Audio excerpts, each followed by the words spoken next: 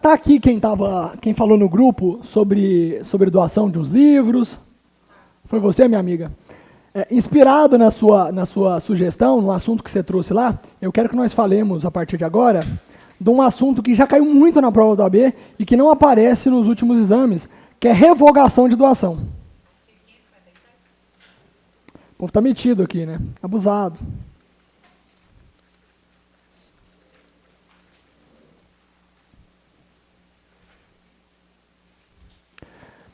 Primeira dúvida que eu quero que vocês me esclareçam. Qual que é o prazo, gente, para que nós busquemos a revogação de uma doação? Houve a doação, o negócio jurídico foi praticado. Qual que é o prazo que a gente tem para buscar a revogação dessa doação? Prazo de 1 ano. 1 ano, Laura.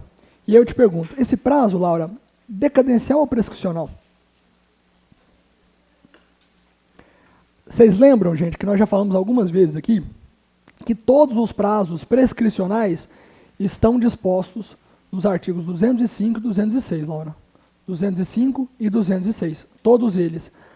Os prazos, gente, que não estão inseridos no rol do 205 e do 206 são prescricionais ou decadenciais. Então, esse prazo, gente, de 1 ano, para que se busque a anulação, a revogação da doação, ele é decadencial ou ele é prescricional? Ele é decadencial. Esse prazo não está descrito no rol do 205, tampouco no rol do 206. Então, a primeira anotação que eu quero que nós façamos é prazo decadencial.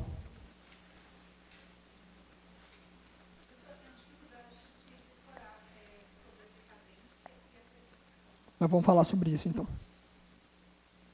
Mas, em suma, quando a gente fala em prescrição, a gente fala na perda da pretensão, da possibilidade de exercício de um direito. Ao passo que na decadência, o que se perde é o direito propriamente dito. Há algumas coisas que a gente precisa saber para que nós acertemos as questões na prova da OAB. O que me parece muito seguro que cada um de vocês faça? Se a gente sabe, meus irmãos, se nós sabemos, Erlan, que todos os prazos prescricionais, cara, todos eles, estão contidos nos artigos 205 e 206, tem alguma coisa mais segura para a gente, que dá uma lida nesse artigo, com a certeza de qualquer outro prazo que não tiver naquele rol ali, é prazo decadencial. Uma característica legal que diferencia os prazos prescricionais dos prazos decadenciais. O prazo prescricional, você pode abrir mão dele. Você pode renunciar ao prazo prescricional. E eu te dou um exemplo, minha amiga. Qual que é o seu nome mesmo? Kátia. Kátia, pensemos numa hipótese em que você saiu de um imóvel que eu alugo para você sem me pagar os aluguéis. Você foi lá tergiversando, me enrolou e tal, acabou sumindo lá, não pagou os aluguéis, e eu também não me desincumbi do ônus de entrar com essa ação para cobrar esses aluguéis. Ou melhor, pensemos numa hipótese em que você, por qualquer razão, levanta aqui agora e fala coisas muito ofensivas sobre mim, ou divulga fotos minhas nas redes sociais, sem a minha permissão, fotos que me expõem de maneira a ferir a minha intimidade, a minha privacidade e tudo mais. Eu tenho contra você direito de ação. Um direito que prescreve em 3 anos, porque a gente sabe que a prescrição para as ações de reparação civil, elas prescrevem em 3 anos. Se eu não exercito esse direito contra você, o tempo passou e um dia você fala assim, gente, a sensação que eu tenho é que para mais do que um dever de reparar o Getúlio com algum dinheiro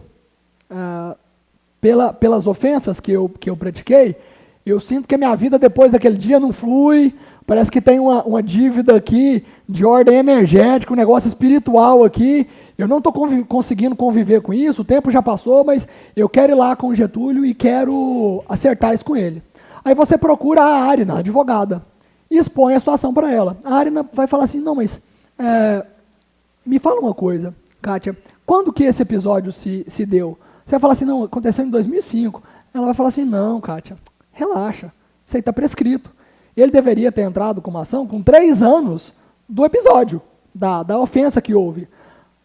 Mas é possível que eu renuncie a essa prescrição e acerte com você. Aliás, você renuncia a essa prescrição. Você vai falar para a Arina, ainda que o direito do Getúlio de entrar com ação contra mim para buscar essa reparação civil esteja prescrito, eu renuncio dessa prescrição, porque não há nada mais importante para mim hoje do que fazer esse acerto. Se esse prazo fosse decadencial para que eu entrasse com essa ação contra você, nessa ordem, a gente não mais falaria da perda da pretensão de entrar com essa ação, nós falaríamos da perda do direito propriamente dito. Tanto é que todas as ações anulatórias dos atos jurídicos, por exemplo, elas falam sobre prazos decadenciais. Para agora, para que nós não nos demoremos muito nessa distinção, que até pouco você vai aproveitar para a sua prova da ordem, o que eu te peço, o que eu sugiro para você? Ao chegar em casa, faça uma leitura dos artigos 205 e 206. Tudo que está no 205 e no 206 é prazo o quê, gente? O que não está lá é o quê, Laura? Decadencial.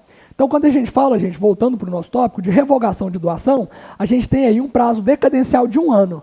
E a pergunta que é mais legal, que mais me interessa. Esse prazo de 1 ano, meu irmãozinho, começa a contar de quando, cara? Do negócio jurídico praticado? Do conhecimento, gente, daquele episódio que justifica a revogação da doação. Então, anotem, por favor. Prazo decadencial de 1 ano, contado. Cadê minha água? Ah, tá aqui. Do conhecimento do fato. Justificador.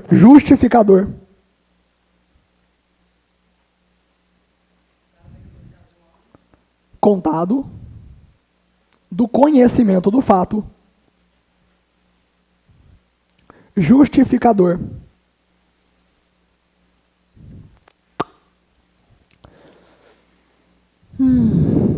Da revogação da doação. Do fato justificador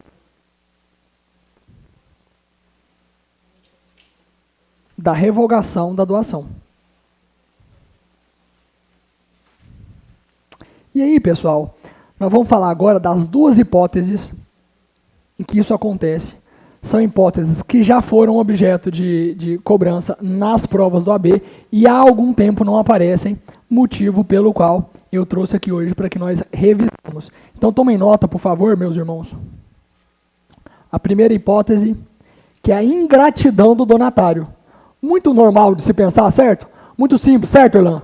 Doeu um negócio para você, você se mostra ingrato. Por qualquer razão, você se mostra ingrato. Me parece razoável que eu cancele, que eu revogue essa doação.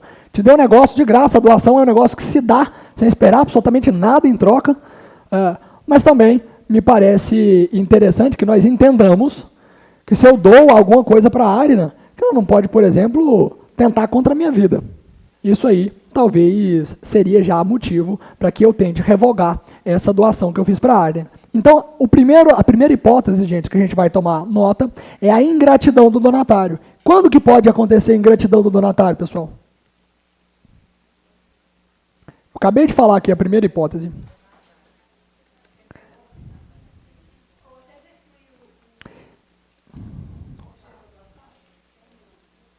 Não.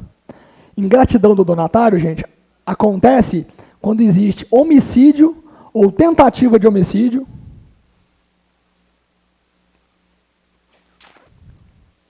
contra o doador. Gente, as figuras numa relação de doação, doador quem doa, donatário quem recebe. Então, homicídio na modalidade consumado,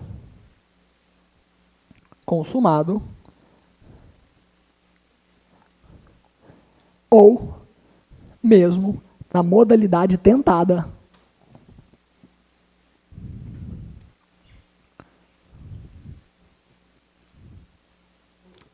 Fala, meu irmão.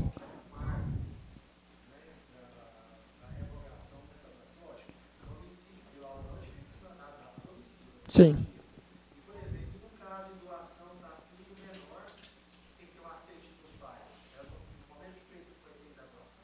A gente precisa investigar, meu irmão, qual que é o evento justificador da revogação da doação. A partir do momento que se conhece aquele evento, cara, conta-se 1 ano, cara. Conhecer o motivo que justifica a revogação. Não é 1 ano, cara, do ato em si, do negócio jurídico. Não é 1 ano contado da doação. Certo? Eu fiz a doação de um imóvel para a Arina. 10 anos depois, a Arina tenta contra a minha vida, cara. A gente tem aí 1 ano contado da tentativa de homicídio. Segunda hipótese, pessoal. Tomem nota, por favor. Fala muito sobre o homicídio, na mesma linha. São ofensas físicas.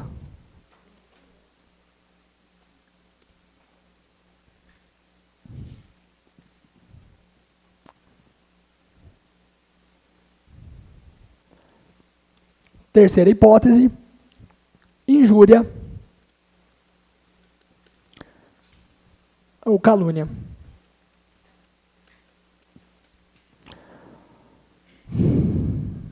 Eu faço uma doação para a Arina, e aí a Arina, depois de algum tempo, começa a lançar nas redes sociais dela informação, além de desrespeitosas, caluniosas e injuriosas contra a minha pessoa.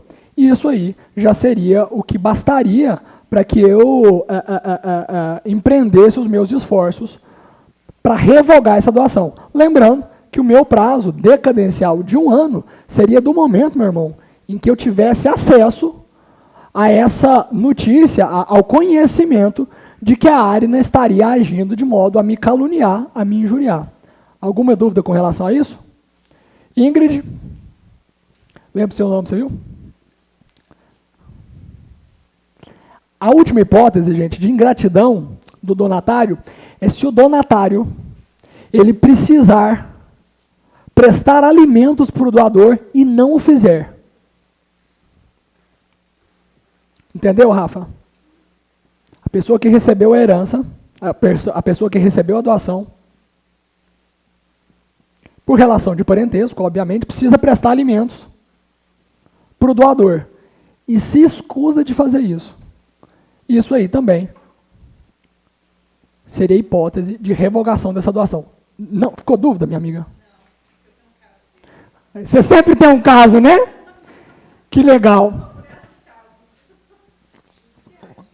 Você já teve um caso, Arina? Não? A Ingrid já teve um caso, olha, levantou a mão. Que beleza, né? Ah, droga, né? A gente achando que era um caso, né? Mas não, é só uma dúvida. Como é que é, meu bem?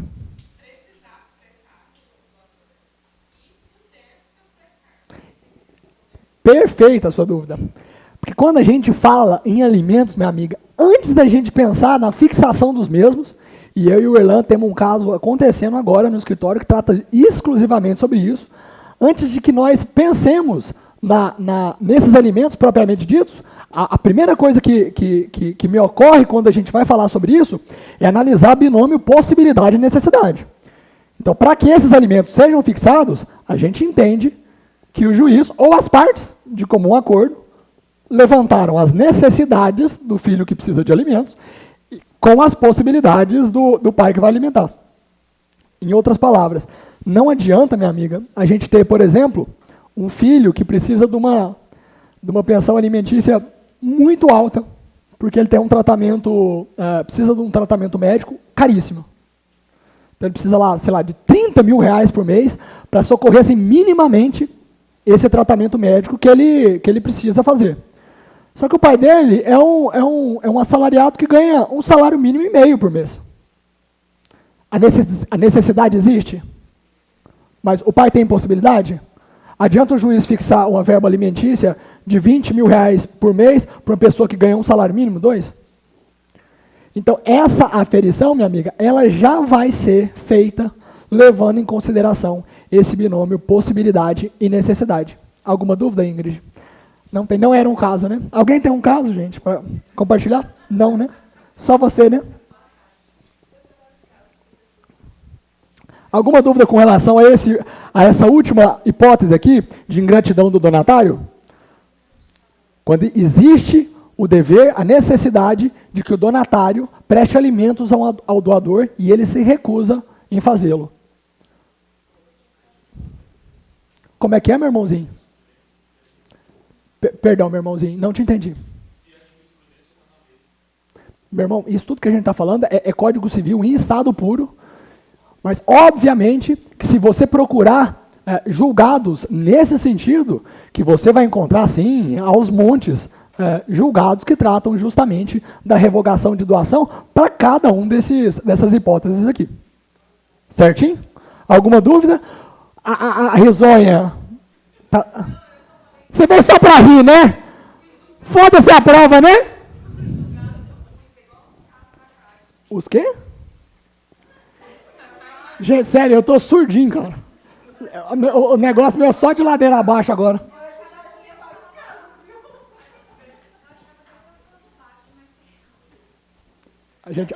Uma pessoa que ajuda a gente, é bom demais, né? A Rafaela não falou nada hoje, assim, nada, não trouxe meu lanche, prometido. Mas de educação, né, gente? O Fábio, você viu, né? O Fábio foi lá, comprou lanche para todo mundo, praticamente, né? Eu falei não, mas mandei uma carinha triste, né? Ou seja, eu quero, mas não quero parecer forçado, né? Tem que ler as entrelinhas, né? Gente, vamos para a próxima hipótese aqui de revogação da doação. Lembrando que nós esgotamos aqui a revogação da doação por ingratidão do donatário. Então nós vamos falar aqui agora da segunda hipótese, que é a inexecução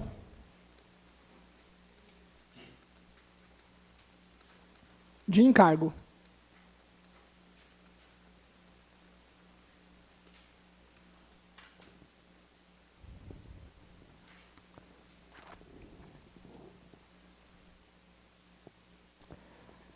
Rafa, inexecução de encargo. O que te ocorre quando a gente aborda esse tema como sendo justificador de uma revogação de uma doação? Você pensa em algum cenário? Você conseguiria desenhar um exemplo para mim a partir dessa hipótese já lançada no quadro? Olha ele!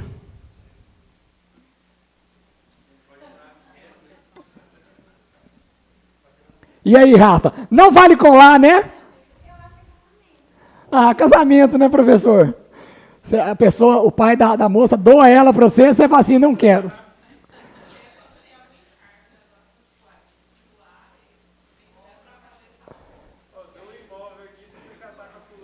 Gente, a Ingrid veio para arrasar hoje na aula, gente. Desculpa, né?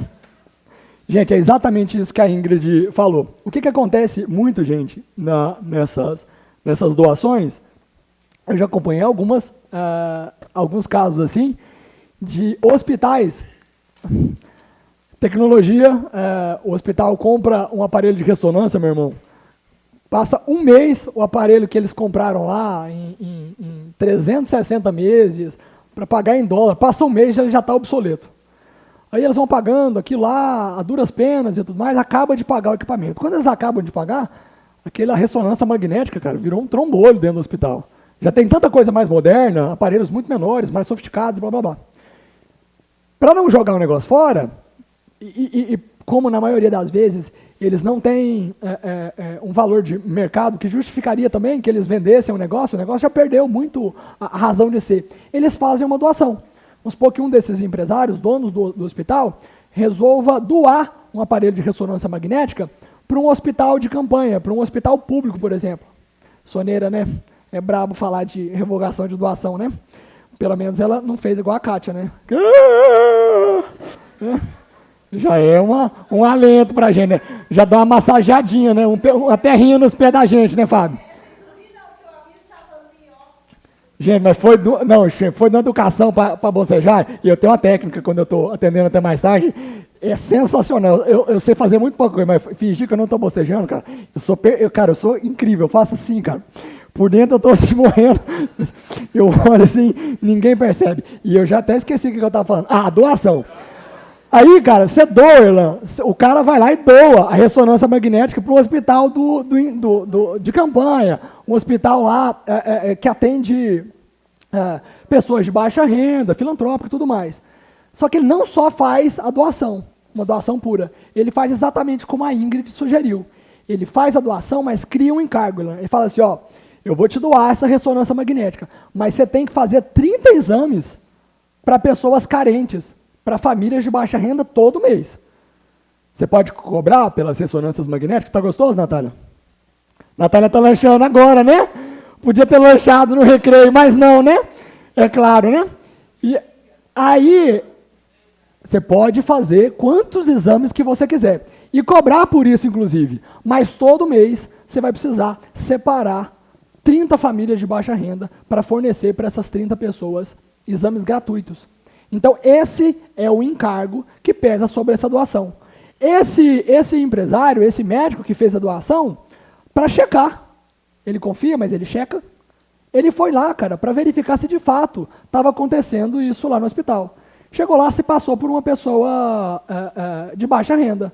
Ó, estou precisando fazer uma ressonância, fiquei sabendo que aqui vocês têm um programa de atender pessoas de baixa renda. Aí a pessoa lá que trabalha na ressonância falou assim, não, aqui não, filho. Se tiver dinheiro aqui, você não faz ressonância nem a pau. Ciente dessa recusa em atender esses pacientes carentes, que é justamente o descumprimento desse encargo que foi havido por ocasião da doação, a gente tem também um elemento justificador da revogação dessa doação. Alguma dúvida, meu povo, com relação à inexecução de encargo?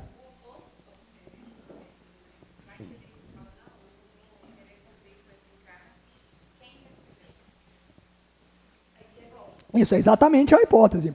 A pessoa que recebeu a doação, ela não recebe só o aparelho, ela recebe o aparelho e uma demanda. Ela recebe um encargo, um dever, uma obrigação de fazer 30 ressonâncias por mês. Claro, a revogação é sempre de quem doa.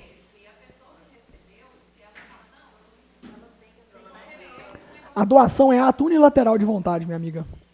Ela pode receber o imóvel, ela pode dispor para quem que ela quiser. Isso, ela pode fazer com o imóvel o que ela quiser, pode vender, pode dar em garantia, pode fazer o que ela quiser desse imóvel. Agora, vamos supor que o encargo seja que aquele imóvel recebido em doação permaneça na família por 5 anos. E aqueles 5 anos é o que a gente entende por uma cláusula de inalienabilidade por prazo determinado. Se aquela pessoa descumpre essa exigência de respeitar que esse imóvel não seja alienado nesse período, nesse prazo, que também seria uma espécie de encargo para essa doação, a gente estaria também diante de uma hipótese de inexecução de encargo. O encargo sempre tem que ser proposto ali junto com a doação. Eu posso fazer a doação e posteriormente. Sempre junto, meu irmão. São coisas que andam juntas. Dúvida, pessoal? Erlan, certinho? Falemos então, meu povo, de usufruto. Quem que falou para que nós conversássemos? Foi você, Nanda? Umas dicas de usufruto? Não, né? Você sabe tudo de usufruto, né? Você é a braba do usufruto. Vamos falar também.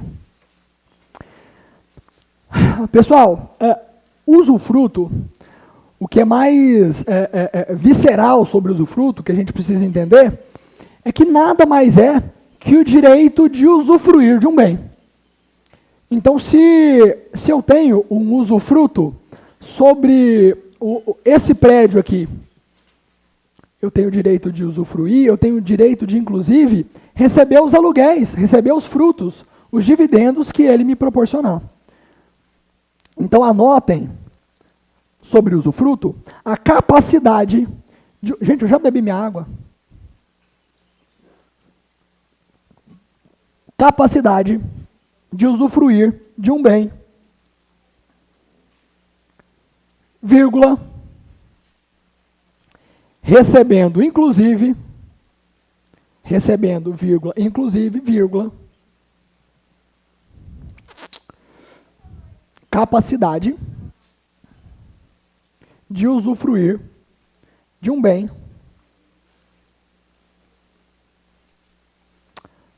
podendo, inclusive, receber os frutos.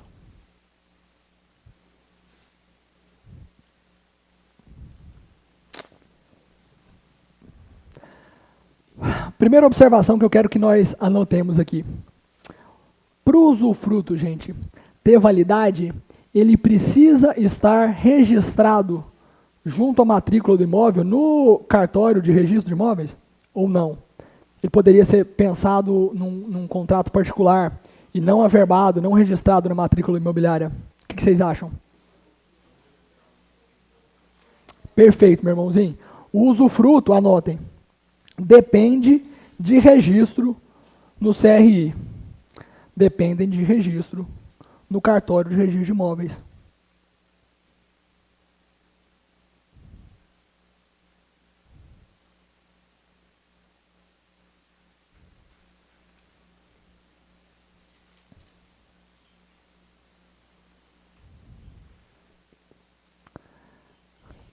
Cravada essa premissa, gente, eu quero que vocês entendam de uma vez por todas os polos dessa relação de usufruto. Quando a gente fala de usufruto, gente, a gente pensa comumente numa relação de doação, em que eu, por exemplo, dou o que quer que seja para a Arina, mas eu reservo para mim o direito de usufruir desse imóvel. Poderia ser o contrário? Poderia. Mas o que normalmente acontece? Um pai doa para os filhos uma fazenda.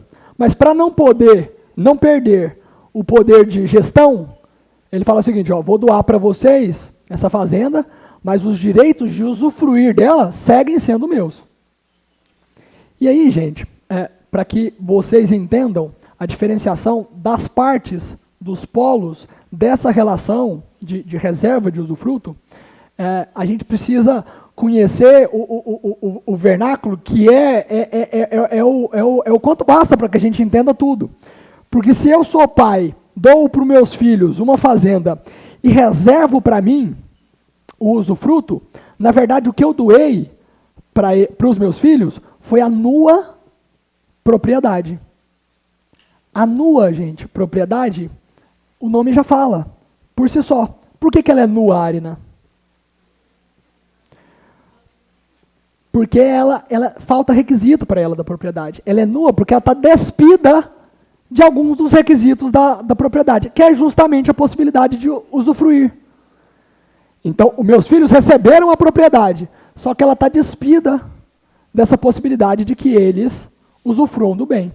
Eu sigo, ainda que a propriedade não mais seja minha, eu sigo podendo dar gestão para essa fazenda, alugá-la, arrendar meus pastos para quem que eu quiser e receber o produto da locação, receber o produto do arrendo. Alguma dúvida com relação ao usufruto, ao usufrutuário, quem recebe os direitos de usufruir, e para quem reserva para si a nua propriedade, que é a propriedade nua, despida dessa possibilidade? Dúvida, Fabinho? Por favor, minha amiga, como é que você chama?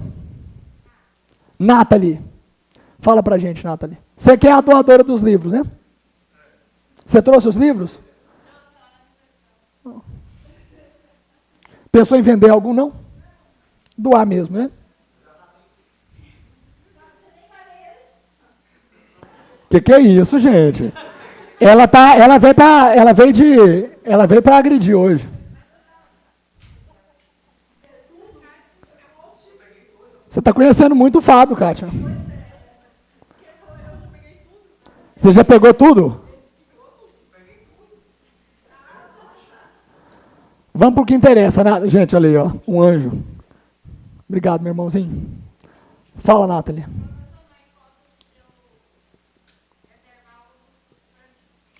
Tá.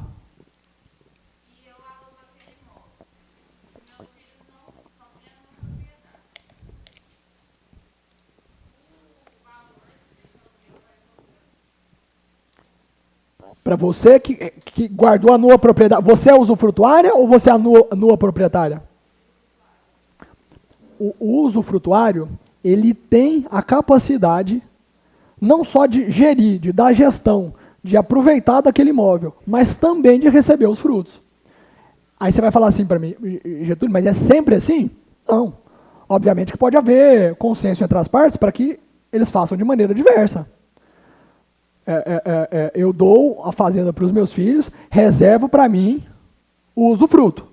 Então, em regra, os frutos que esse imóvel produz são meus.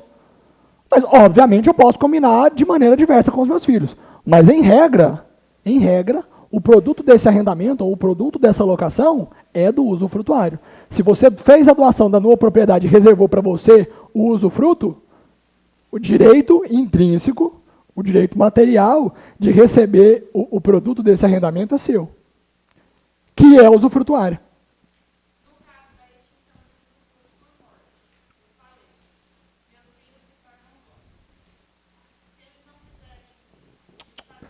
Presta atenção no que você falou.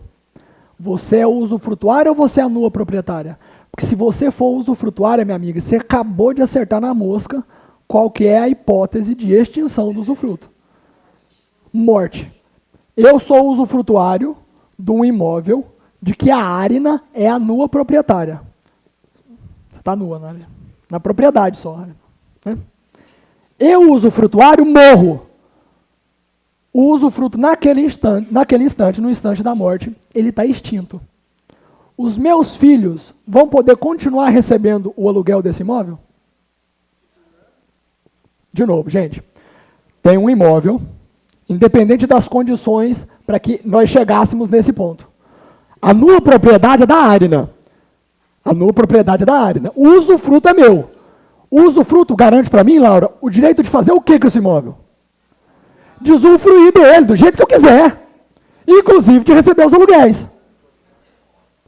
Eu morro, presta atenção, gente. Eu morro. Acabou. Os meus filhos vão poder continuar recebendo o aluguel que eu recebia? Não.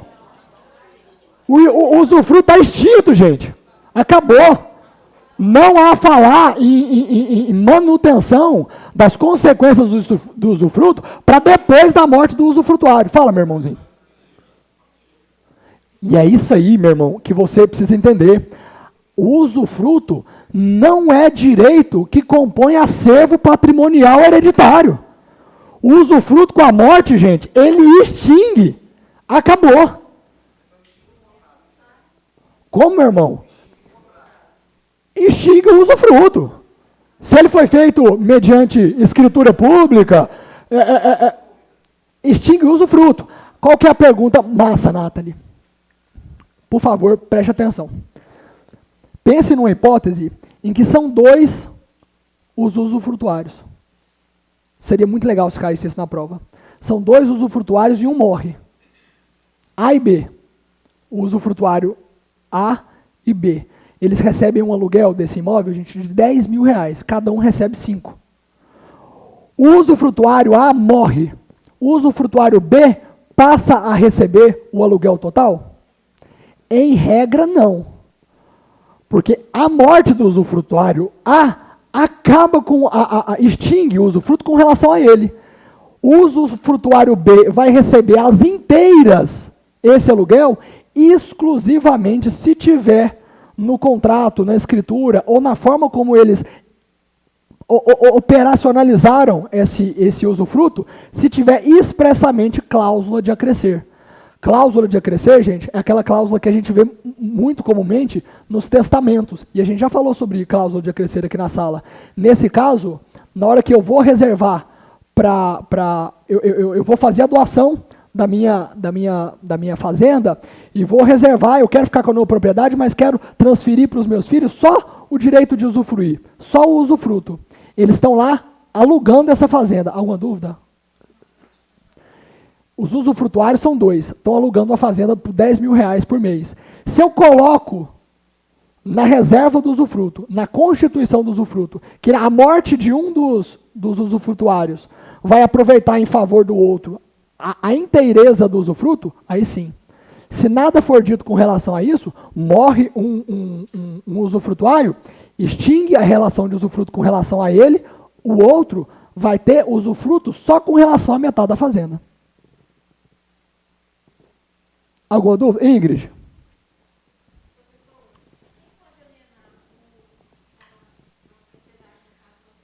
O no proprietário.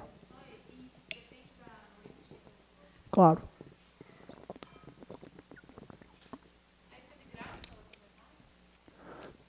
Daqui fica de graça, minha amiga. É que com relação àquela outra metade, já não existe mais usufruto. A pergunta sua, apesar de parecer simples, ela é massa.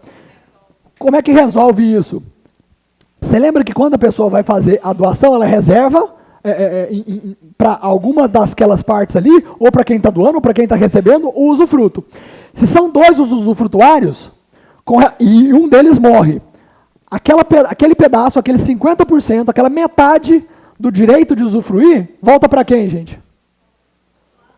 Para o proprietário. Que nesse caso, que a gente construiu aqui, seria do doador. Entendeu, minha amiga? Eu doei para os meus filhos um imóvel, certo? Os dois são usufrutuários desse imóvel. Reservei para mim só a nua propriedade. E deixei para eles, porque eles estão querendo começar a trabalhar, mexer com a fazenda, deixei para eles o direito de usufruir dessa fazenda. Eu sou o nu proprietário. Um dos meus filhos morre. Com relação à metade dessa fazenda, que era o direito de usufruto de um desses filhos, com a morte se extingue o usufruto, e com relação a essa metade, esse 50% do direito de usufruir, ele volta para o nu proprietário, volta para mim. Entendeu? É como se eu tivesse, em outras palavras, feito a doação para os meus filhos e tivesse dado apenas a um dos filhos o direito de usufruir exclusivamente da metade da propriedade. Diferentemente aconteceria se eu tivesse na instituição do usufruto escrito expressamente que haveria de se pensar no direito de acrescer se eventualmente qualquer um dos dois falecesse, que acresceria o usufruto daquele que morreu para aquele que ficou vivo. Alguma dúvida com relação a isso? Dúvida, pessoal? Muito legal o usufruto, né?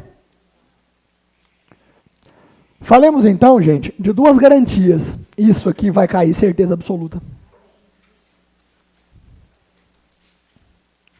Penhor e hipoteca.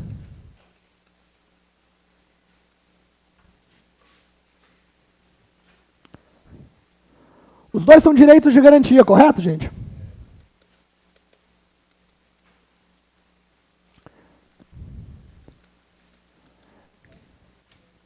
Eu chego num banco, peço um dinheiro emprestado lá no Banco do Brasil.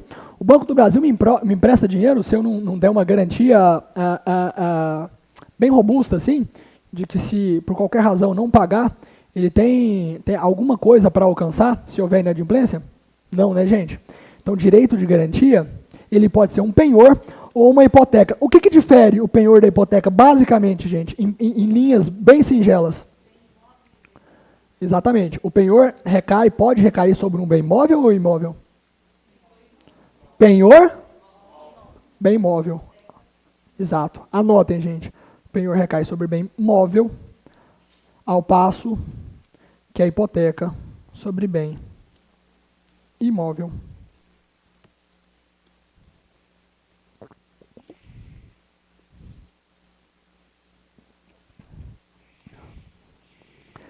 Vocês estão familiarizados, meu povo, com o conceito de pacto comissório? Pacto comissório. Existe no ordenamento jurídico brasileiro uma vedação ao pacto comissório. Então o pacto comissório não pode ser praticado. Mas afinal, o que é pacto comissório? Pensemos na hipótese de chegar lá no Banco do Brasil, peço uma garantia, peço um empréstimo. Tudo bem, Getúlio, mas o que você dá em garantia para a gente? Ele, não, eu dou um relógio em penhor. Então eles vão ficar lá com o meu relógio. Se eu não pago a dívida, o Banco do Brasil pode ficar com o meu relógio? Exatamente o contrário, gente. Ele não pode ficar. Porque isso aí é a essência do pacto comissório, que é expressamente vedado pelo ordenamento jurídico. Então tome nota, meu irmão. Pacto comissório. Como é que é, Rafa? Isso. Quando a gente vê o pacto comissório num contrato, é exclusivamente para reforçar, não que a vedação do pacto nasça do contrato. A vedação do pacto nasce da lei. Mas se houver menção ao pacto comissório no contrato, é exclusivamente para falar que ele é impossível. E afinal de contas, como eu disse, o que seria o pacto comissório? Eu tomei um empréstimo no banco, deixei meu relógio lá, penhorado. Eu não pago. O banco pode ficar com o relógio para ele? Adjudicar o relógio? Não pode. É exatamente isso a expressão do pacto comissório. Getúlio, então para que serve o penhor? Por que você deixou o relógio lá com eles?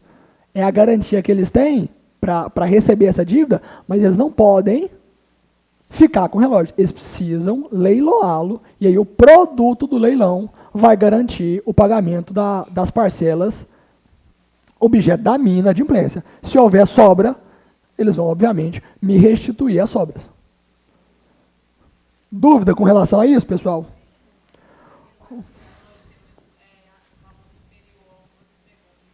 Como?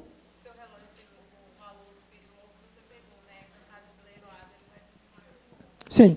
Vamos supor que o relógio que eu dei em penhor seja muitas vezes, o valor de mercado dele seja muitas vezes superior ao valor da dívida que está lá garantida por ele. Nesse momento, gente, é possível que eu indique, em substituição, um outro bem imóvel para ser penhorado. Pode ser substituído, tanto por uma garantia de um bem imóvel, como por uma garantia hipotecária. Nesse caso, isso pode acontecer havendo consenso entre as partes. Se não houver consenso, gente, isso pode ser requerido na judicialização da desavença.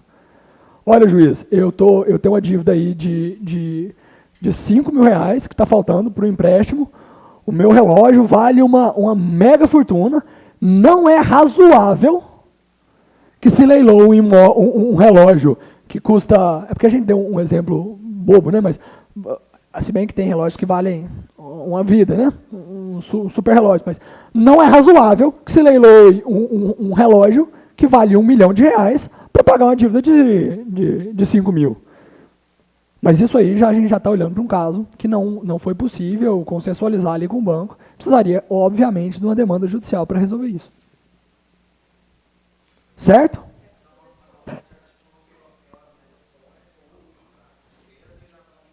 Sim. Aí vende no mercado secundário, perfeito.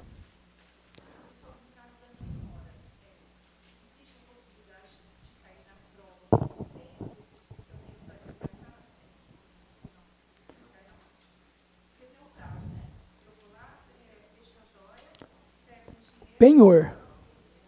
O penhor. Você deu as suas joias em penhor. Enquanto tiver ativa a obrigação contratada entre vocês, o bem fica lá com o banco. Isso que você faz me sugere uma outra dúvida, um outro jeito de pensar, que é muito relevante para vocês. Dentro do penhor, existem possibilidade de que o objeto dado em penhor, ele fique com a instituição financeira, mas é possível também que o imóvel o bem móvel dado em penhor continue com a pessoa que tomou o dinheiro na instituição bancária. E eu vou te dar um exemplo.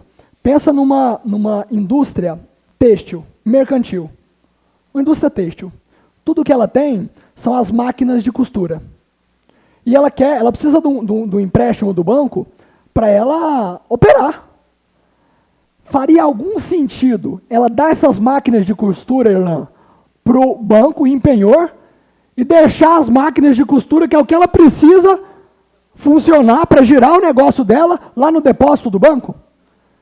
Então, esse penhor mercantil rural também, imagina uma máquina agrícola. Qual que é o aproveitamento econômico de uma máquina agrícola do colheitadeira nos depósitos do banco? Nenhum.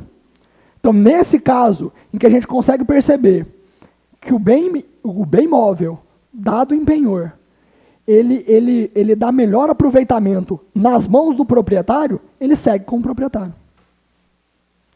Mesmo caso, um motorista de aplicativo.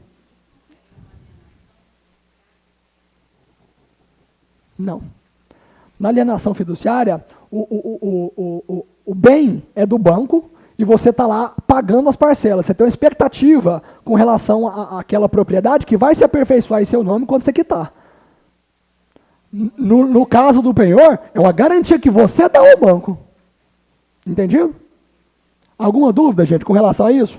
Rapidão, quando o bem está sobre a propriedade da pessoa. Sobre a posse. Sobre a posse, perdão. No caso do trator, por exemplo. Trator, certo? Não paguei e o trator continua ali 1 ano, 2 anos, até ir para leilão. O carro e ressarcimento daquele trator que está ali retido na minha fazenda, na minha propriedade, que eu estou zelando. Assim, uma indenização de pátio ou algo nesse sentido, para ir amortizando a dívida.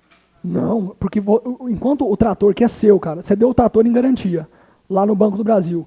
Enquanto ele está com você, você está utilizando ele para o que você quiser. Inclusive, se ele se deteriorar, cara, por culpa sua, nas suas mãos, cara, a culpa é toda sua. E você vai arcar com as perdas e danos com relação a isso. Ficou entendido isso para você, meu irmão? Alguma dúvida? Erlan, alguma dúvida? Eu quero falar agora com vocês, gente, do que vai cair na prova de vocês com relação ao penhor. Que é a disputa que há entre o penhor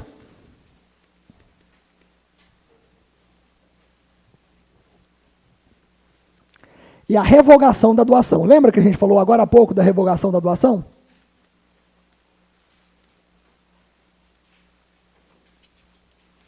Então pensem num cenário, gente,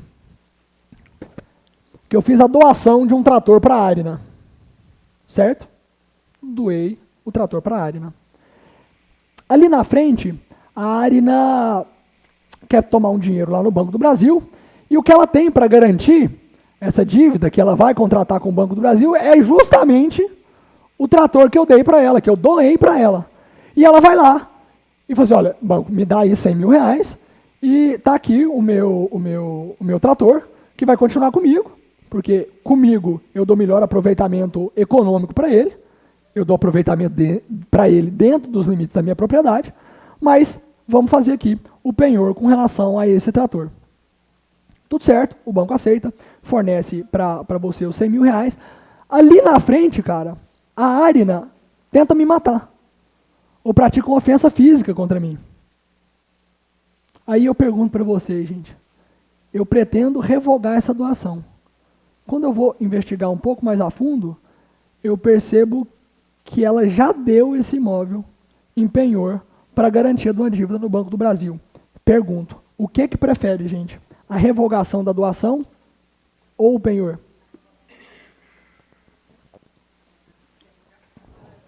Eu vou conseguir revogar essa doação sabendo que esse imóvel já foi dado em penhor para o Banco do Brasil? Sim.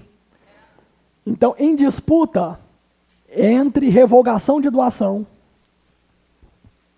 e penhor, prevalece a revogação da doação.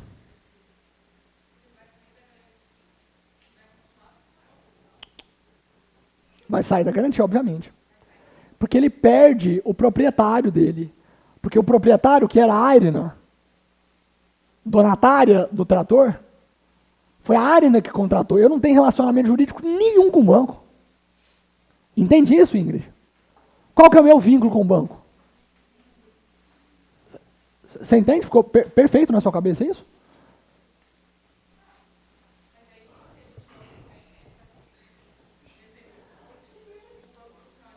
Eles vão precisar, Ingrid, se isso acontecer, Ingrid, porque a gente estuda a hipótese fria. Normalmente, no mundo real, no caso concreto, isso aí vai acabar ensejando alguma disputa judicial. Porque aí eu vou falar o seguinte, ó, eu estou aqui querendo revogar a doação, a Arina vai chamar o Banco do Brasil para o processo, o Banco do Brasil vai falar assim, não, filho, vai revogar não, mano. Se revogar essa doação, o que vai me garantir? Eu vou falar para ele, ó, meu amigo, eu sinto muito, mas eu fiz a doação do trator para a Arina, ela tentou contra a minha vida, quis me matar, eu fiquei sabendo disso, estou entrando com essa ação aqui para revogar essa doação dentro do prazo decadencial de 1 ano, da prática da tentativa do homicídio, então você me desculpa, mas eu vou revogar essa doação. E de acordo com o texto da lei, essa revogação vai sim acontecer. E aí, a Arina e o Banco do Brasil vão se virar para lá, ou para achar uma nova garantia, ou para encontrar uma forma de fazer com que a Arina garanta essas obrigações contratadas com o banco.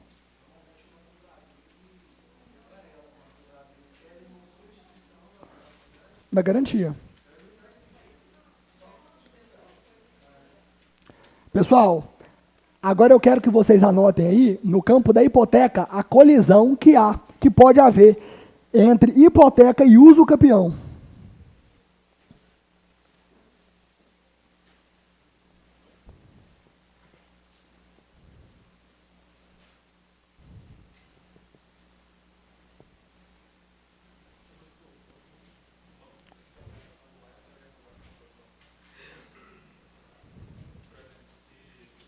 Ele vai participar da briga, cara.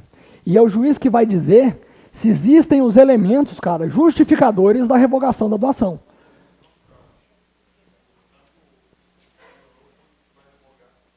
Ah, certamente, ué. Se for uma simulação, né? A Arina chega em mim e fala assim, ó, nós vamos perder esse trator aqui e tal, vou simular um homicídio aqui. Você imagina o tamanho dessa operação, né? A sofisticação desse negócio, né? Porque isso tudo que a gente fala aqui, gente, é no campo abstrato. Na vida real, cara, tudo precisa ser provado. Né? Então, pensa nesse cenário. Né? Eu e a Arina que bolamos uma ideia de que a Arina tentaria contra a minha vida para que justificasse, cara, uma ação minha para revogar a doação à vida no passado. Ação declaratória de nulidade. Você imagina esse cenário, cara. Agora, bom, aí o banco tem que se desincumbir também do ônus de provar que a tentativa de homicídio foi fraudária. Que, na verdade, aqui o que a gente está fazendo é uma simulação. Que não houve nada disso. Você imagina, cara, o teor de má-fé, cara, meu e da Arina, cara. Sujeito, obviamente, a multas. A penalidade, porque a ninguém é dado a possibilidade, cara, de litigar, de entrar com uma ação, cara, para agir de má-fé.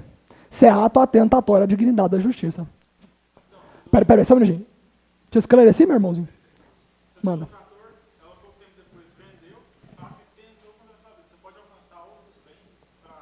Aí se o cara comprou de boa fé, aí eu já não poderia mais. Alcançar o bem, não mais. Ir para cima da Arina. Eu vou, obviamente, tentar revogar essa doação. Só que na falta do bem, eu não conseguindo alcançar o bem que foi vendido e foi comprado, aliás, por uma pessoa de boa fé, eu teria direito de cobrar da Arina o proporcional do valor desse bem. É muito interessante que nós entendamos, gente, que a legislação ela quer sempre proteger a pessoa que age de boa fé. Certo? Hipoteca e uso capião, gente. Vamos pensar num outro cenário em que eu estou lá numa propriedade e eu já estou lá há 16 anos, gente, utilizando esse imóvel rural como se fosse meu. Não tem justo título, não tem boa fé, sei que não é meu, mas eu estou lá, cara. Estou criando a minha família lá, nesse imóvel e tal, há mais de 16 anos, cara. Num belo dia, eu chego lá no escritório da Arina e falo assim, Arina, eu estou há 16 anos aqui nessa propriedade aqui, será que eu já tenho direito de uso capila? A Arina vai falar assim, tem, porque o prazo maior que a gente tem para uso capião extraordinário, prazo de 15 anos, nós vamos conseguir a uso capião desse imóvel sim. Aí a Arina vai pedir lá uma relação de documentos para que eu providencie e para que nós preparemos a ação, para que nós instruamos a ação. A ação precisa estar instruída nos documentos, numa ação dessa de uso capião, de documentos básicos. Um dos documentos, o primeiro, o mais importante talvez, certidão da matrícula do imóvel. Então eu peço para a Arina, quando eu chego lá no escritório com os documentos que a Arina me pediu, eu apresento a certidão para ela e a primeira coisa que salta aos olhos lá, uma baita de uma hipoteca, registrada na matrícula do imóvel. Antiga, super antiga. A hipoteca está lá já. Aí eu pergunto para vocês, o que prefere? O meu direito de uso capi, o imóvel, ou essa garantia dada pelo antigo proprietário? Você acha que é a garantia do proprietário? Na minha raciocínio do penhor e da doação. Sim. Mas aí eu pergunto para você, Ingrid, a usucapião é modo originário ou não de aquisição da propriedade? Então, se ela é originário, gente, pouco importa, cara, o que vem atrás, cara, o que veio antes. Então, nesse conflito entre hipoteca e usucapião, quem ganha, gente? O campeão. Isso vai cair, mas vai cair certeza. Tô sentindo.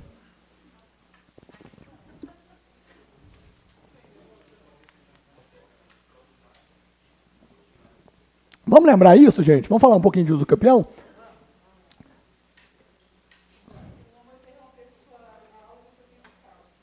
Aí, ó, a mulher dos casos. Mas, gente, rapidinho, ó. Usucapião extraordinária, sem justo título e sem boa-fé. Qual que é o prazo? 15 anos, certo? Se tiver justo título e tiver boa-fé, o prazo de 15 anos cai para quanto? Cai para 10 anos. A usucapião especial, gente, dos 50 hectares para o imóvel rural e dos 250 metros quadrados para o imóvel urbano. Qual que é o prazo? 5 anos. Quais são os requisitos, gente? A pessoa que está lá pleiteando o direito de usucapião aquele imóvel, ela pode ter outros imóveis? Ela tem que estar lá com a família? Tem que estar lá com a família. Tem que ser o único imóvel dela. Exato. O que cai na prova de vocês, gente, que é o último dos artigos do capítulo da usucapião. Eu sou casado com a Arina, abandono o lar conjugal. Abandono o lar conjugal. 3 anos depois, Fabi, eu chego lá e falo assim, ó, que não, aqui tem dono esse trem aqui, Arina. Vou pôr esse imóvel para venda, metade seu, metade meu, e eu vou fazer o que eu quiser com o produto da venda. A Arina procura os direitos dela, está pronta a questão na prova do AB de vocês. Com 2 anos do abandono efetivo do lar por parte de um dos cônjuges, o cônjuge que fica no imóvel, ele tem direito de usucapilo. Dúvida, minha amiga? Você? Não? O sono chegou assim e parou, né? Para usucapião, cara, especial, que o prazo é de 5 anos, se for imóvel rural, 50 hectares, se for imóvel urbano, 250 metros quadrados. Tem que ter boa fé.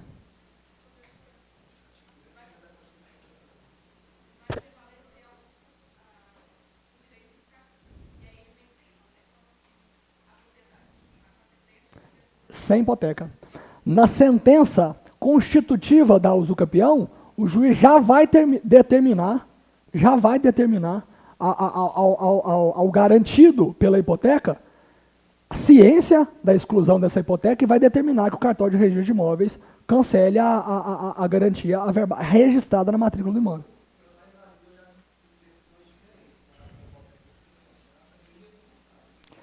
Mas isso aí você está falando de usucapião ou de leilão em asta pública?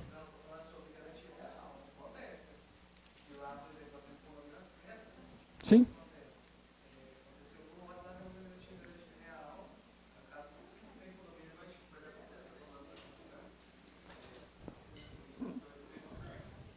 Tá. O que eu quero que vocês gravem para hoje? Para a prova do OAB. Se houver conflito entre hipoteca e usucapião consumada, obviamente, com todos os requisitos, prevalece a usucapião. Dúvida? Sim. A gente precisa, minha amiga, que a pessoa não tenha, a família que pretende usucapi, o possuidor, pelo prazo de 5 anos, que ele não tenha outro imóvel, que ele resida lá com a família, precisa que nós respeitemos o limite geográfico de 250 metros quadrados.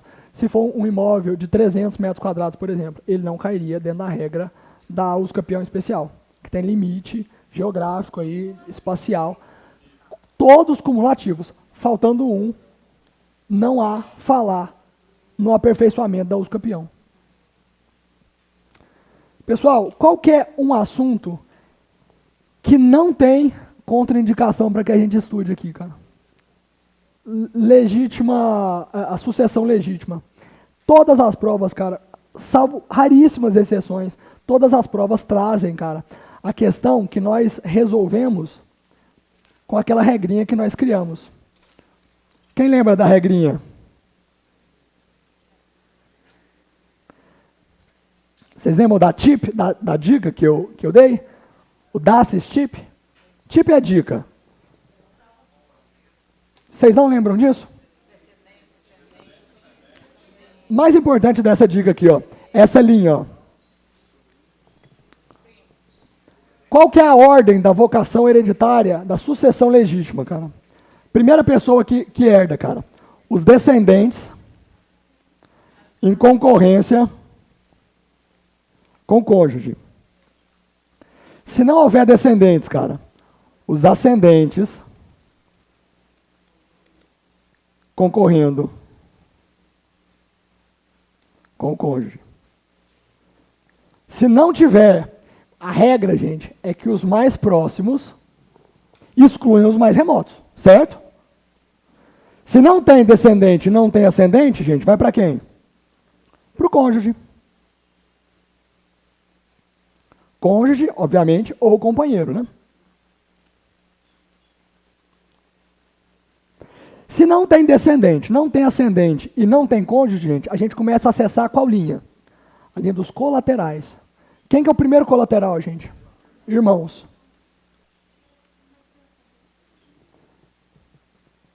Alguma dúvida, minha amiga?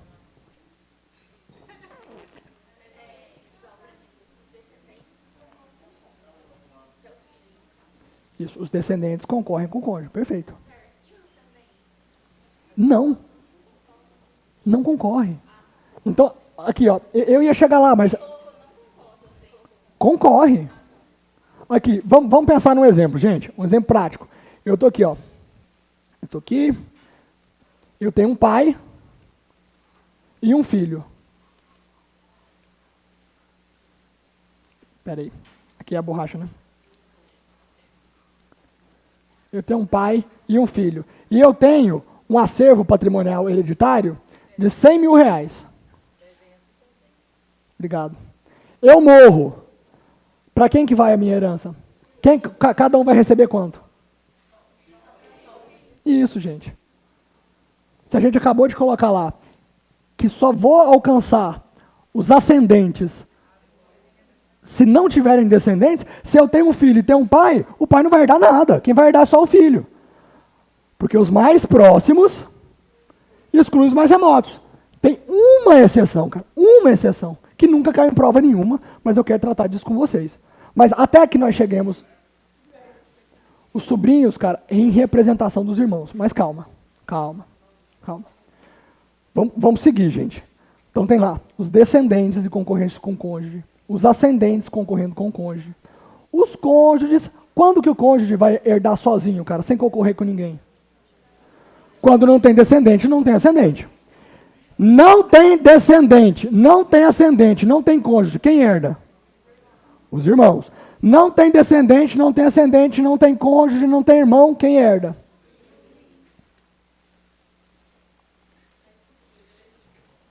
Hã? Como, minha amiga?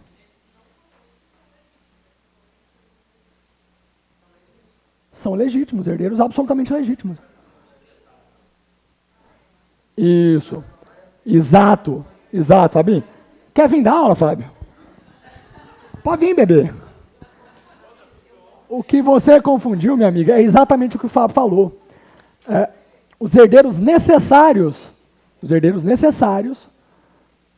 são o cônjuge, os ascendentes e os descendentes. Para fora desse rol, não são herdeiros necessários. O que fala isso para a gente? A pessoa que não tem herdeiro necessário, ela pode, por exemplo, fazer um testamento e deixar tudo o que ela quiser para quem quer que seja. Eu vou ficar aqui. Como é que você chama? Vou ficar aqui horas, se precisar, até que você entenda, Larissa. Os descendentes concorrem com o Sim. Agora os ascendentes Concorrem também. não concorrem. Gente, mudou tudo, para tudo! Para tudo! Não é assim mais, seu idiota, né, professor? Professor, você não estudou, né? Não, mas é porque depende Eu saí do meu cercadinho aqui, peraí. Igual, por exemplo, o senhor é casado. Aí, Não sou. Desculpa. Eu fui, mas não sou mais. você é casado. Você pode. Eu tenho dificuldade de visualizar, peraí. Então tá, vamos mudar o exemplo, já que você não é casado. Eu sou casada. Aí eu vou, meu esposo, Esfregou na cara, né? Você não tem ninguém, mas eu tenho, né? Como é que é, Rafaela? Você também tá lanchando agora? Que gracinha, né, gente? Vai dar fome, né? Durante a aula. Fala, desculpa.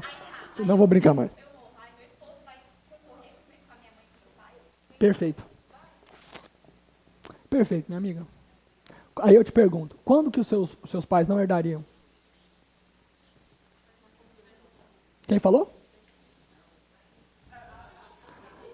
Natália, né? A Natália, depois que ela lanchou, gente. A Ingrid, né?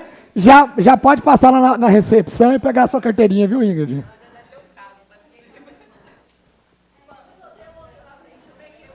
Não. Pera aí, para não bagunçar. Você não está acreditando no professor? Você não concorda? Não, professor, eu não aceito. Eu acho uma puta de uma palhaçada. Eu também acho. Assim, tem algum regime de bens que não concorda? Aí a gente tá entrando num outro cenário que não muda absolutamente nada. Ainda que casados pelo regime da separação de bens, vocês lembram que a gente falou aqui de uma mudança muito, muito contemporânea, que há 2 ou 3 semanas, com a decisão do STF. Não sei se você estava aqui, Fabinho, mas a partir de agora, a pessoa com mais de 70 anos, Irlan, ela tem direito de escolher regime de bens, cara. Chiquérrimo. A pessoa tá lá velhinha e tal, mas eu quero casar, pô. Sou brabão, eu vou casar na porra do regime que eu quiser. Ela pode. Significa que acabou com o regime da separação obrigatória, Laura? Não significa. Se ela não falar nada, ela vai casar em qual regime, gente? De separação. Mas, voltando, minha amiga, eu tô vendo, eu tô sentindo sua angústia. Tá palpável, eu consigo palpar. Tá assim, ó. Assim, ó. Deixa eu voltar pro meu cercadinho aqui, senão eu sou demitido. Não vai mudar nada na minha vida, né? Mas, aqui, nessa linha, você acha graça, né, Max? Nessa linha aqui, minha amiga, os mais próximos, você tá vendo que o vetor tá apontando para lá? Os mais próximos, minha amiga, eles excluem os mais remotos. Então, se você tem descendente, você nem olha para isso aqui, ó, esquece isso aqui. Faz sentido? Se a pessoa tem descendente, pensar que um primo vai herdar? Nunca, nunca na vida. Se tem descendente, vai herdar o descendente em concorrência com o cônjuge. Não tem descendente, herda o ascendente em concorrência com o cônjuge. Não tem descendente, não tem ascendente, quem herda? Quem herda, gente? Não tem descendente, não. Vai cair na prova de vocês. Faz corpo mole pra você errar uma questão dessa, é pra dar um tapa na minha cara, mano. Não, fora de brincadeira, mano. Não, sério, mano. Não tem lógica. Não tem descendente, não tem ascendente, não tem cônjuge. Quem herda? Não tem nenhum desses, não tem irmão. Vai pra quem? E agora a tip, a dica do professor. Não tem descendente, ascendente, cônjuge, irmão, nem sobrinho. Quem que herda? Não tem tio. Primos. Tip é a dica, né? A dica. Agora, gente, eu quero falar aqui para que nós fechemos dessa única... Desculpa, meu irmãozinho. Dacis tip. Tip é a dica. É o jeito bocó que eu encontrei de colocar isso aí para vocês nessa escala, nessa sequência.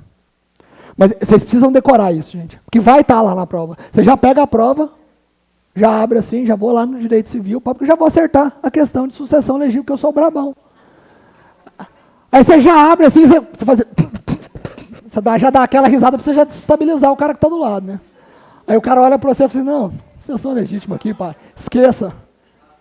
Vapo, como diria Maria Clara. Maria Clara, minha filhada, cara, ela fala assim, vapo. Ela é braba. Então você já pega, já vai na questão de sucessão legítima lá, já faz, já acerta. Você fala assim, é só menos uma agora pro pai. Gente, alguém quer tirar foto disso aqui? Eu posso passar para a próxima.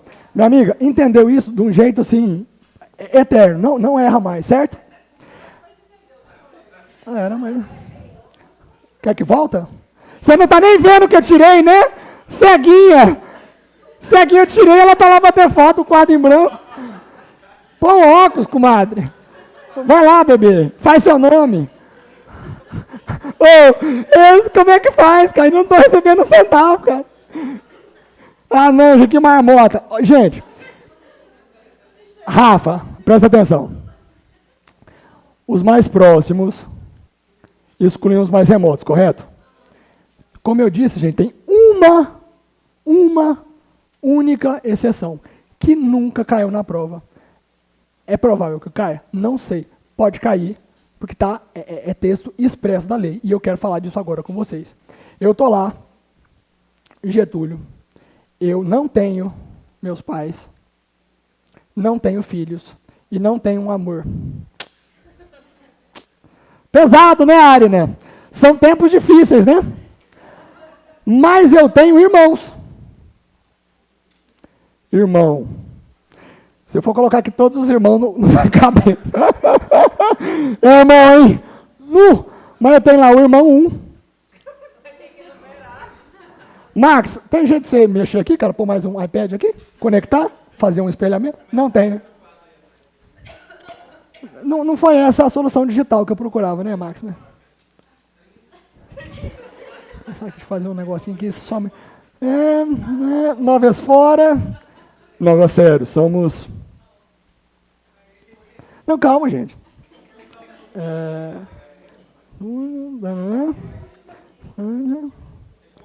6 irmãos. Hã? Pode ser que ele esteja certo. Não, mas você garante, não, nem tanto. E a qualquer momento, bater o oficial de justiça na porta é averiguação de paternidade. O papai era bravo, mano. Mentira, gente. Depois que conheceu minha mãe, com 45 anos, né? Meu pai tinha 45 anos, já tinha os filhinhos, né? Já tinha os filhos, entre eles o Getúlio, que é uma pessoa que eu amo de todo o meu coração. Então já tinha o Getúlio, já tinha outros filhos. Mas aí quando o papai conhece a mamãe nesses termos, aí eles tiveram 2 filhos. O mais velho é o João Augusto, né? Professor de processo civil. E eu, a Rapa do Tacho, né? O caçula. É isso. Hã? A mãe é para me fuder, assim, para acabar comigo, né? Você vai falar que o João Augusto é mais novo que eu? Ah, não, Rafa, assim, fecha com chave de ouro, Rafa. Você já só, hoje foi só aqui, ó. Não, o Getúlio tem 20 anos mais velho que eu, ué. Não, eu já é abuso, já. Chegou bem na hora, né? Que coisa boa, né? Vai assistir a aula também? Não, né? Já desistiu, né? Esse cara aí, cara, tudo que sobe de trem velho e cacareca, ele leva lá pro escritório, cara. Tô de olho, viu? Vai, Rafa, acaba de me desmoralizar, vai. Só isso, né? Tem alguma dúvida, gente, com relação à idade minha e do meu irmão, do Gugu, do João Augusto? Isso vai cair na prova, né? Conhece. Gente, então vamos lá. Tá aqui o Getúlio, né? Que ainda tá vivo, né? Mas eu já vou matá-lo. Então vamos pensar que eu tenho 3 irmãos, gente. Irmão, a borrachinha aqui. Gente, eu morro. Deixei R$90.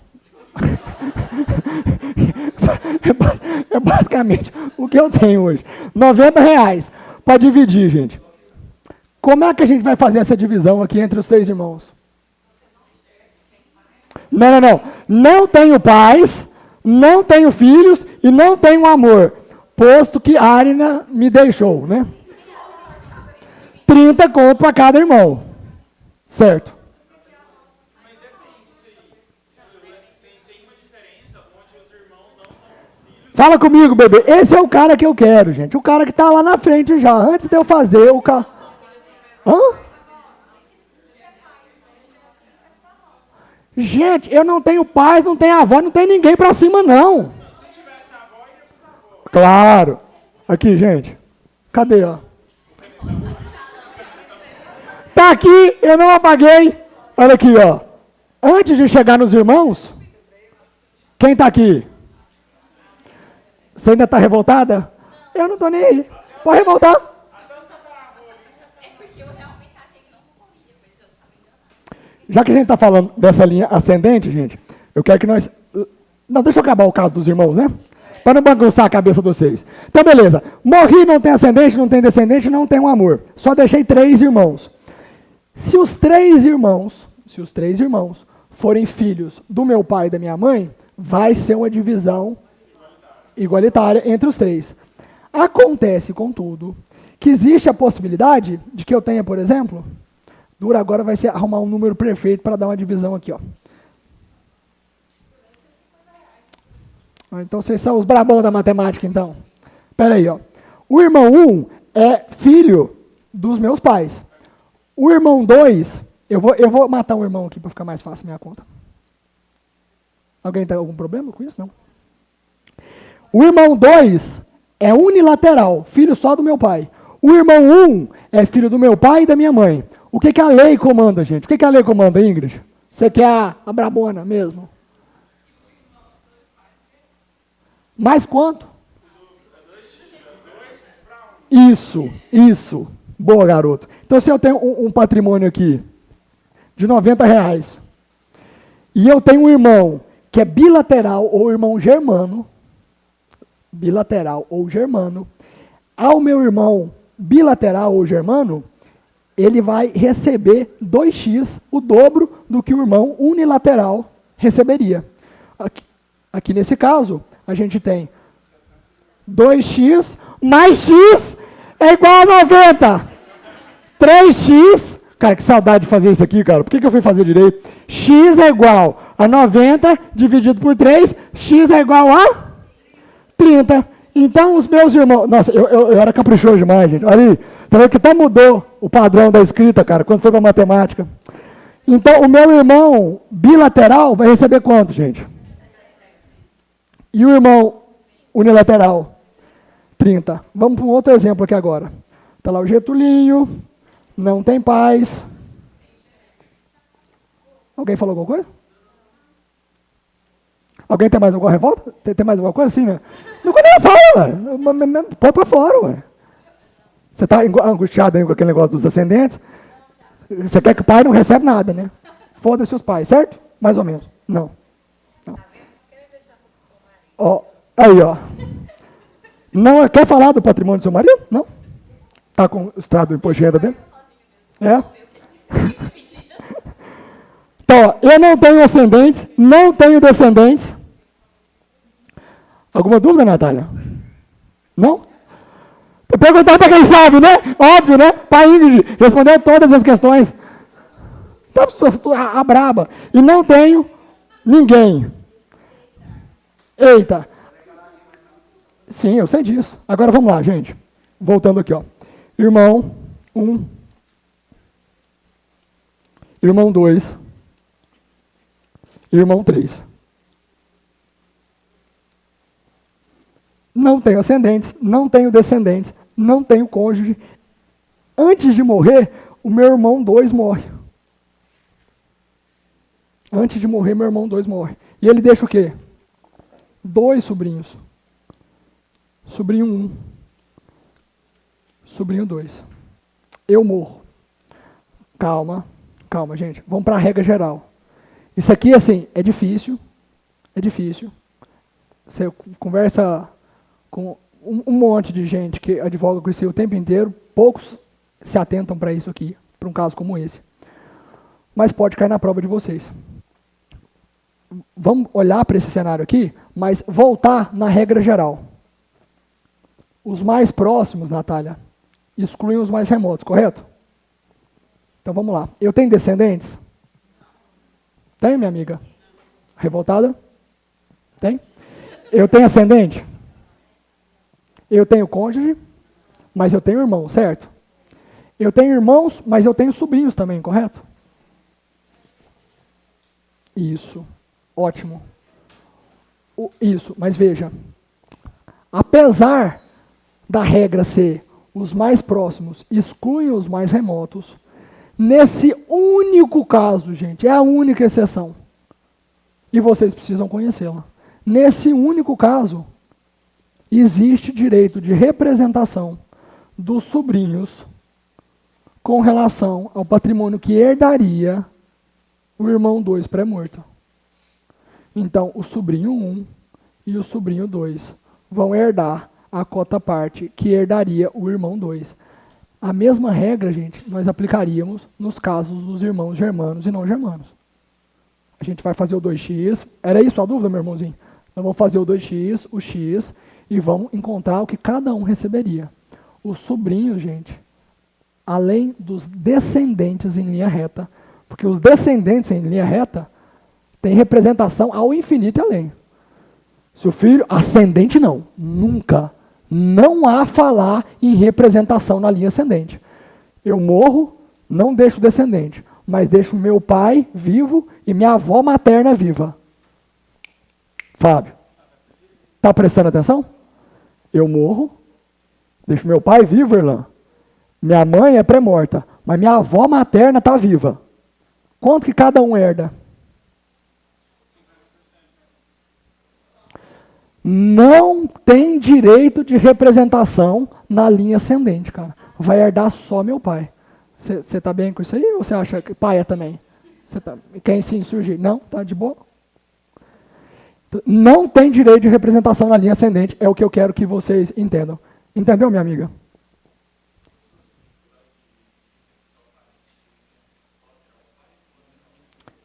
Isso, calma. Eu não quero que você, cara, preocupe com isso agora, porque isso é uma complexidade, cara, que você vai alcançar para nada para o seu exame no AB. O que eu preciso que você entenda, bom, na linha colateral, cara, quem que é o primeiro parente na linha colateral? O irmão, que é justamente, cara, a sequência dos daces. Qual que é o último dos herdeiros aqui? Qual que é a última pessoa que herda, gente? Os primos. Quem são os primos? Os colaterais em 4º grau. Eu quero que você estude isso agora, cara? Não. Mas os primos, cara, se você tiver dúvida, são os colaterais em 4º grau. Primo pode casar com primo? Pode, ué. Oxe. O limite, cara, o impedimento é entre os colaterais de 3º grau. Você casou com o primo, né? Não. Do colega, né? Sempre tem um coleguinha, né? Já deu uns beijos num primo, Ari, né? Só nas férias, né? Um beijinho, né? É muito bom, né?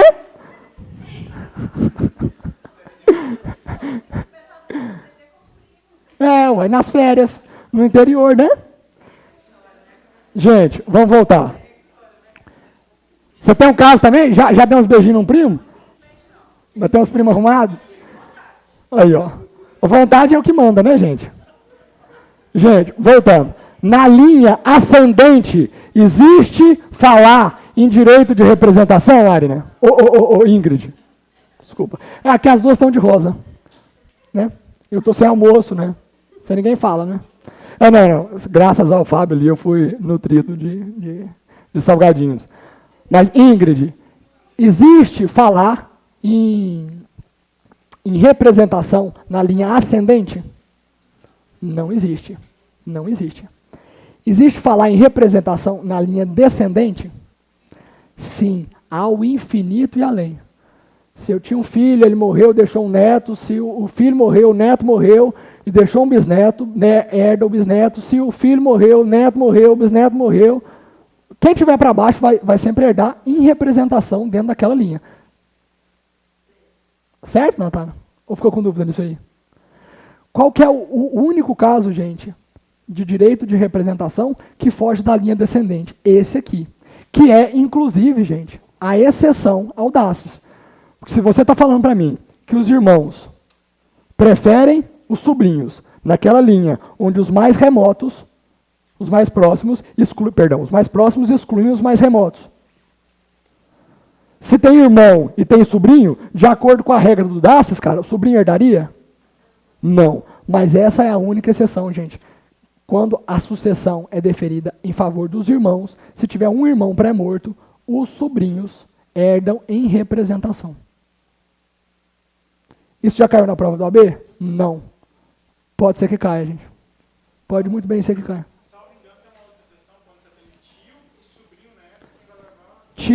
os tios, cara, aí para todos os outros casos, cara, vamos sempre olhar para o DAS, cara, todos os outros, cara. Os tios preferem os primos, os sobrinhos preferem os tios, os irmãos preferem os sobrinhos, com essa exceção, os cônjuges preferem os irmãos. Porque quando você fala em sobrinho, você está ali logo abaixo do filho. Só que o sobrinho neto é ainda mais embaixo.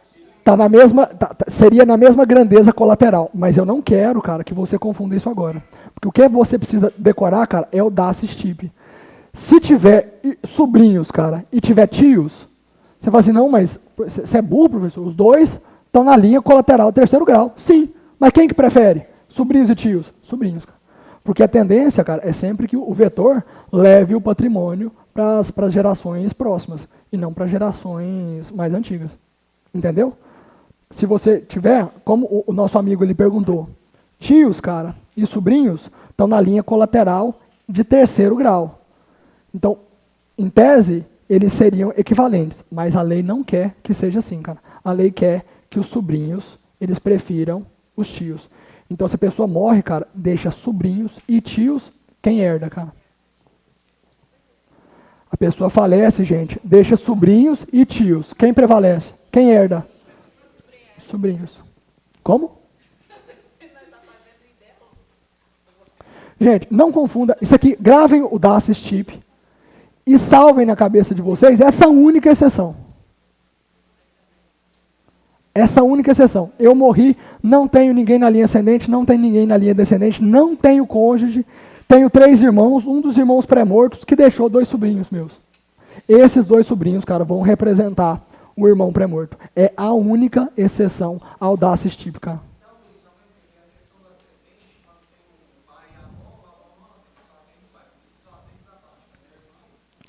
Exato, cara. Na linha ascendente, os mais próximos excluem os mais remotos. Eu deixei um pai e um avô na outra linha, cara. O avô esquece, cara, não vai herdar, só herda o pai. Uma dúvida aqui legal. Vamos pensar, gente, que eu tô aqui, ó. Getúlio, não tenho descendente, não tenho cônjuge. Aí eu tenho aqui, ó, pai e mãe, pré-mortos. Tá comigo, Fabinho? Tá comigo, irmão? Pai e mãe pré-mortos. O meu pai tem avô, aqui eu tenho um avô. Minha avó é pré-morta. E aqui do lado da minha mãe, eu tenho avô e avó. Recapitulando, gente, eu estou aqui, Getúlio, vivo. Não tem descendente. Não, meus ascendentes aqui, meus pais estão mortos. Não tenho cônjuge. Aliás, eu tenho ascendentes ou não tenho? Tenho, meus avós estão vivos. Isso. Aí, calma. Eu tenho 100 mil reais aqui para partilhar. Você está vendo que eu estou ganhando dinheiro, né, gente, enquanto eu falo. 100 mil reais. Como é que a gente vai dividir essa... Eu tenho 100 mil reais... Não, calma. Calma. Eu tenho 120 mil reais. Cresceu. O trem aqui é assim. Eu tenho 120 mil reais. Como é que nós vamos repartir esses 120 mil reais entre os meus 3 avós? Como? Aí, ó, que coisa boa. Eu acho que não, porque você falou, não é, porque você falou que divide igualmente. Isso, gente. O que a gente vai fazer aqui? A gente, na linha ascendente, a gente não vai dividir na linha. A gente divide fracionando os troncos. Então, o que nós vamos fazer aqui? A gente passa uma linha aqui, dos 120 mil reais, a metade, ou seja, 60, vai ficar para a linha paterna e 60 mil para a linha materna. Trocando em miúdos, o meu avô paterno recebe 60, o meu avô materno recebe 30 e a minha avó materna recebe 30. Você tinha falado isso, né?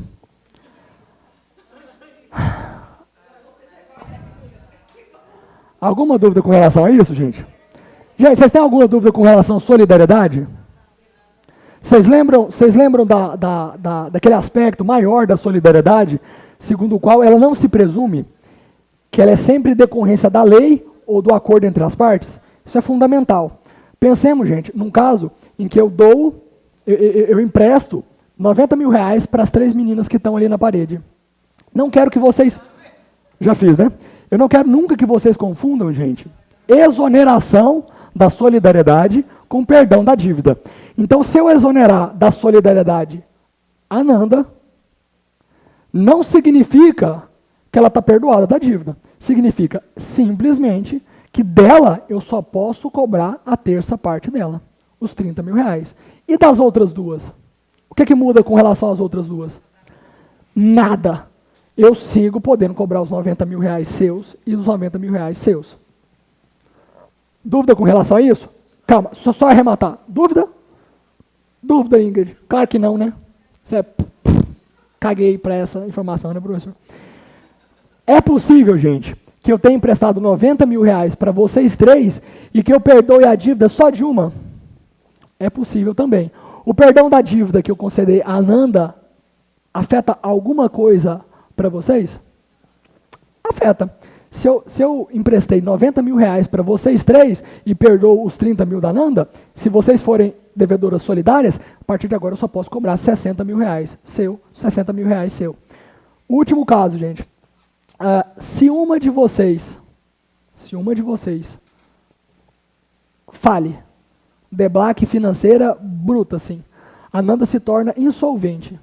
Adianta eu cobrar a cota parte da Bruna ou tampouco a integralidade da dívida? Adianta, gente? Não vou receber. Adianta eu cobrar de quem não tem um buraco para cair morto? Não adianta. E o que isso impacta na minha relação obrigacional com as outras duas? Absolutamente nada. Eu sigo podendo cobrar 90 mil reais seu e 90 mil reais seus. O que muda para vocês no aspecto de lá? Para mim não vai mudar absolutamente nada. Mas se a Nanda é tomada por insolvente e você paga a dívida inteira, você não pode cobrar dela a parte sua, da metade, no caso porque vocês são duas, a parte que tocaria para a Nanda. Alguma dúvida com relação a isso? A parte, gente, que pagaria o devedor insolvente vai ser dividida entre os devedores solventes. É isso. A parte do devedor insolvente vai ser dividida entre os devedores que têm fôlego financeiro. Tem alguma dúvida com relação a isso?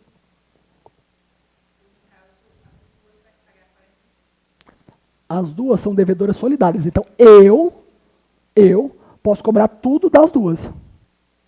Tudo das duas. Só que quando eu recebo aqui... Como é que é o seu nome, minha amiga? Eu recebo tudo da Ana Paula. Os 90 mil reais da Ana Paula. A Ana Paula tem direito de regresso contra... Como você chama?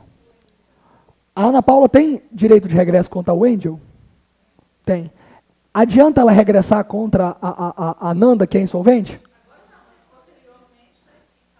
Então, sim. Isso, mas aí posteriormente a gente teria que ver se ela sequer teria direito de ação, por exemplo. Se teria prazo hábil para ela exercitar esse direito. Mas para agora, ela é insolvente, ela pagou a dívida inteira. Quanto que ela pode cobrar da Wendel? Ela poderia cobrar da Wendel a parte dela, que seria os 30 mil reais, e poderia cobrar 30 mil reais da Nanda, que é a parte que organicamente cabe a cada uma das 3. Como a Nanda... Não, calma, minha amiga. Eu prestei 90 mil para as 3. 90 mil. Se a gente não falar em solidariedade, o problema lá do exercício da OAB não falou nada de solidariedade. Quanto que cada uma deve para mim? Não. De novo, gente. A solidariedade não se presume, cara. Se o exercício não falar em solidariedade, esquece solidariedade, cara. Você só vai sentir os efeitos da solidariedade se ela estiver expressa. Ou se você conhecer o regramento da solidariedade da lei. Por exemplo, os pais respondem solidariamente pelos atos dos filhos. Vocês lembram disso? É texto expresso da lei. Nesse caso, eu tenho um dinheiro que eu emprestei para as 3. Se eu não falar em solidariedade, se o exercício não falar em solidariedade, cara, eu posso cobrar quanto de cada uma das 3, cara? 30 mil de cada uma delas. Se elas forem devedoras solidárias, quanto que eu posso cobrar de cada uma delas? Depois que elas me pagam, cara, o que elas vão fazer com o acerto entre elas? Para mim, cara, eu já recebi. A obrigação com relação a mim já está satisfeita. E agora elas vão resolver entre elas. Então agora vamos enxergar esse panorama. Se a Nanda, cara, está insolvente e a nossa amiga Ana Paula paga tudo. Vamos supor que a Nanda não tivesse insolvente. Aí a Ana Paula vai lá e paga tudo. O que ela tem direito de cobrar da Nanda? A parte da Nanda, 30 mil. O que ela tem direito de cobrar da amiga de trás? 30 mil. Só que a Nanda é insolvente, cara. Quando a gente vê a insolvência da Nanda, a gente pega a parte que caberia a Nanda, 30 mil reais, e divide para as duas. Então ela só pode cobrar da amiga dela de trás 45, cara. Que é os 30 mil, que é organicamente a terça parte dela, mais a metade do buraco, do rombo, que a insolvência da Nanda causou. Isso. O calote da Nanda, cara, a insolvência da Nanda, tem que ser suportado, cara, igualmente pelas duas. Fala, meu irmão.